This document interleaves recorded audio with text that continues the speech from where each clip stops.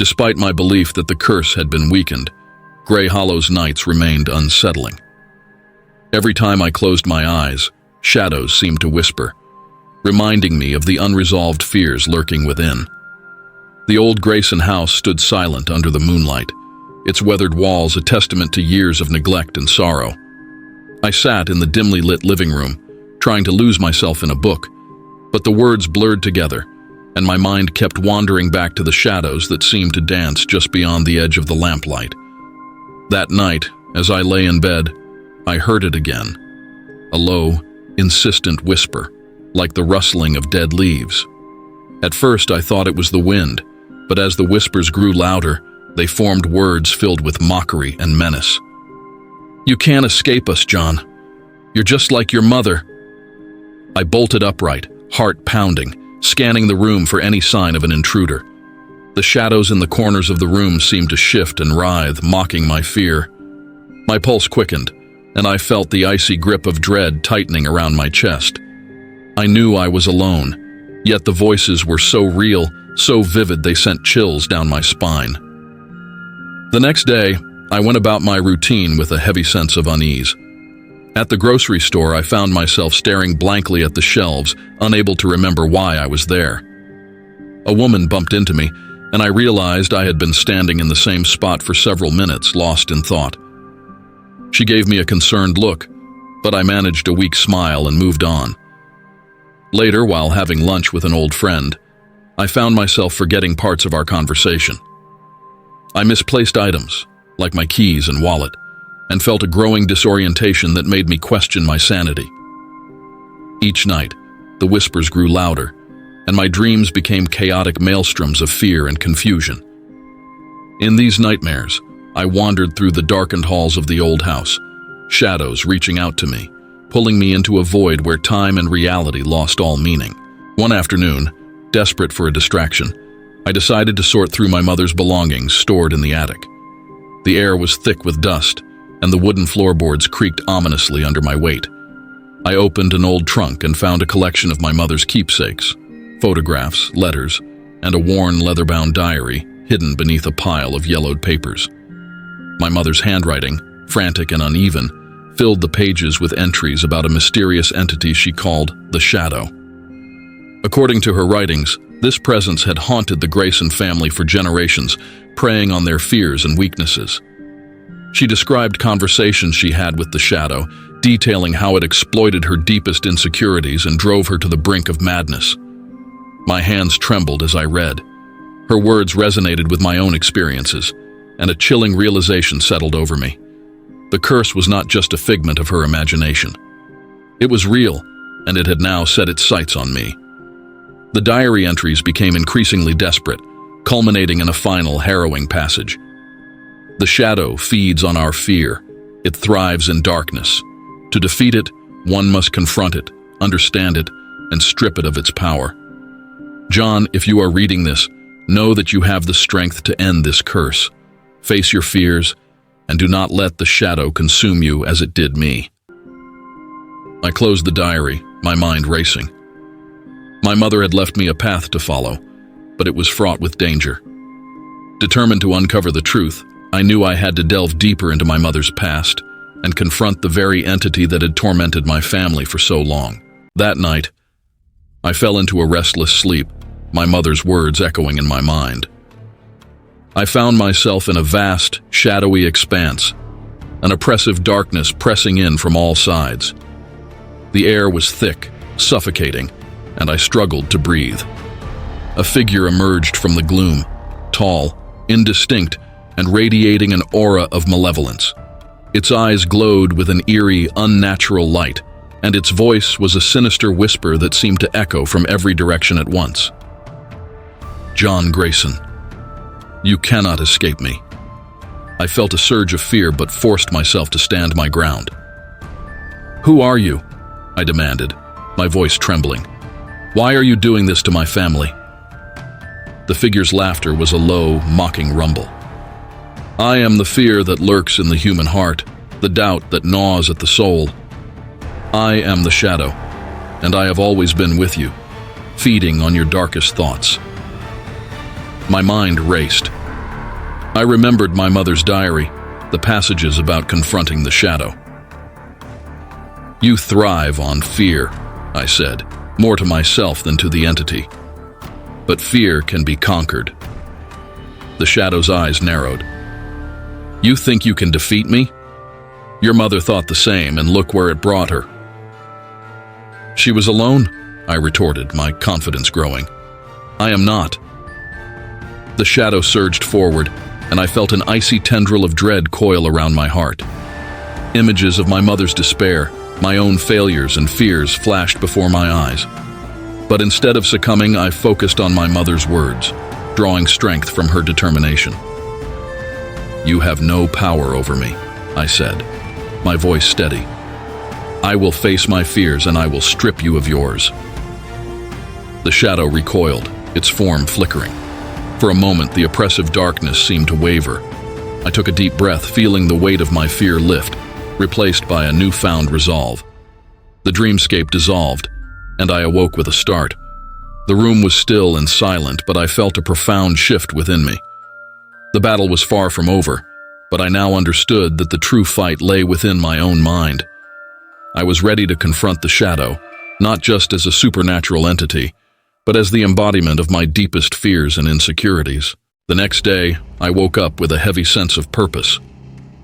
The previous night's confrontation with the shadow left me shaken, but also determined. My mother's words echoed in my mind. "Face your fears, and do not let the shadow consume you." I knew I had to delve deeper into the origins of this curse, and the only way to do that was to confront the shadow head-on. I spent the morning in the attic, poring over my mother's diaries again, trying to find anything I might have missed. Her entries were filled with frantic scribbles and cryptic notes about rituals, symbols, and conversations with the shadow. One entry caught my eye. "The shadow thrives in darkness, but it can be weakened by the light of understanding. Knowledge is power." With this new insight, I decided to revisit the old church on the outskirts of Gray Hollow. The church had been abandoned for years, and it was rumored to be haunted. My mother had mentioned it several times in her diary, hinting that it held secrets about our family's curse. As I approached the church, an eerie silence enveloped me. The structure was decrepit, with ivy-covered walls and shattered stained glass windows. The air was thick with the scent of decay. I pushed open the heavy wooden doors, and they creaked ominously, echoing through the empty nave. Inside, the church was dark and foreboding. Shadows danced in the corners, and a chill ran down my spine. I made my way to the altar, where I found an old, dusty book lying open. The pages were filled with strange symbols and passages in Latin. My Latin was rusty, but I could make out enough to understand that this book contained rituals for summoning and controlling spirits. As I studied the book, I felt a presence behind me. I turned around, and there, standing in the dim light, was the same shadowy figure from my dreams. "You cannot escape me, John," the shadow whispered, its voice filled with malice. I took a deep breath, summoning all my courage. "I'm not here to escape," I said. "I'm here to understand you, to confront my fears." The shadow laughed, a cold, mocking sound that sent shivers down my spine. "Understand me? You think you can control me with your pathetic knowledge?" I clenched my fists, refusing to be intimidated. "Knowledge is power," I said, repeating my mother's words, "and I will strip you of yours." The shadow surged forward, and the air around me grew cold. I felt its dark tendrils wrapping around my mind, trying to pull me into despair. But I fought back, focusing on the light of understanding, the power of knowledge. Slowly, the darkness began to recede, and the shadow's form wavered. "You cannot defeat me," it hissed. "I am your deepest fear, your greatest weakness." I took another deep breath, steeling myself. "No," I said firmly. "You are a part of me, but you do not control me." With those words, the shadow let out a furious scream and vanished into the darkness. I stood there trembling, but victorious. The battle was far from over, but I had taken a crucial step in weakening the shadow's hold over me. Back at the house, I knew it was time to delve deeper into my mother's journals and the rituals she had mentioned. This was not just about confronting the shadow. It was about understanding its origins and the true nature of the curse. I spent hours in the attic, surrounded by my mother's artifacts and writings. Among the scattered pages and symbols, I found a letter addressed to me. Her words were a mixture of love and desperation, urging me to find the hidden truth within myself. John, my dear son, the curse is not just an external force, but a reflection of our inner darkness. To truly defeat the shadow, you must understand the fears that bind it to our family. It is not just about rituals and symbols. It's about confronting the parts of ourselves that we fear the most. Her words struck a chord. The shadow was not just a supernatural entity. It was a manifestation of the deepest fears and insecurities that plagued our family for generations. I realized that to defeat it, I had to confront not just the shadow, but also the darkest corners of my own psyche. With renewed determination, I prepared for the final confrontation. This time, it was not just about banishing the shadow, but about understanding and integrating the parts of myself that it represented. That night, I decided to perform a different kind of ritual. Instead of focusing on external symbols and incantations, I meditated deeply, seeking to connect with the innermost parts of my soul. The attic was dimly lit by a single candle, casting long, flickering shadows on the walls. As I closed my eyes and breathed deeply, I felt myself sinking into a trance-like state. The air grew colder, and I sensed the shadow's presence. But this time, I did not summon it with words or symbols. Instead, I invited it into my consciousness, allowing it to merge with my thoughts and emotions. In this state, I found myself in a vast, dark void, facing the shadow once again. But this time, it did not appear as a malevolent entity. Instead, it took on a more human form, mirroring my own appearance but with eyes filled with a mixture of sorrow and anger. "You think you can understand me?" it whispered, its voice echoing in the emptiness. "I am your deepest fear, your unresolved pain, your darkest secret." I nodded, feeling a strange sense of calm. "Yes," I replied. "I know you are a part of me, but I am not here to banish you. I am here to accept you, to understand why you exist." The shadow's form flickered, as if caught off guard by my response. "You cannot defeat me with acceptance. I thrive on fear and doubt." "I understand that now," I said. "But fear and doubt are part of being human. They do not define me. I choose to embrace them, to learn from them." As I spoke, I felt a profound shift within me. The oppressive darkness began to lift, replaced by a soft, ethereal light. The shadow's form wavered, and I saw glimpses of the pain and trauma that had created it. It was not just a curse, it was a cry for understanding and healing. With a final breath, I reached out to the shadow, not with anger or fear, but with compassion. "You are a part of me," I said softly, "and I accept you." The shadow let out a final, agonized scream, its form dissolving into the light. The oppressive weight lifted completely, and I found myself back in the attic, the candle still flickering gently. In the days that followed, the oppressive weight that had hung over Gray Hollow began to lift. The shadows that had once haunted me were no longer a source of fear, but a reminder of the strength I had found within myself. I spent my days helping others in the town who had been affected by the curse. Sharing my story, I encouraged them to face their own fears, to confront the shadows that lurked within their minds. The journey was far from over, but I knew we were all stronger for having faced it together. One evening, as I sat on the porch of the old Grayson house, I felt a sense of peace I had never known before.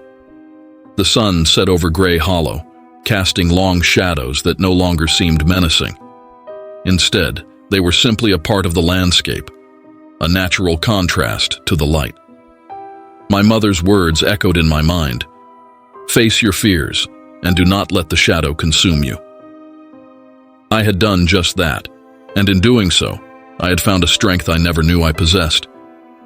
As the stars began to twinkle in the night sky, I knew that the curse was finally broken.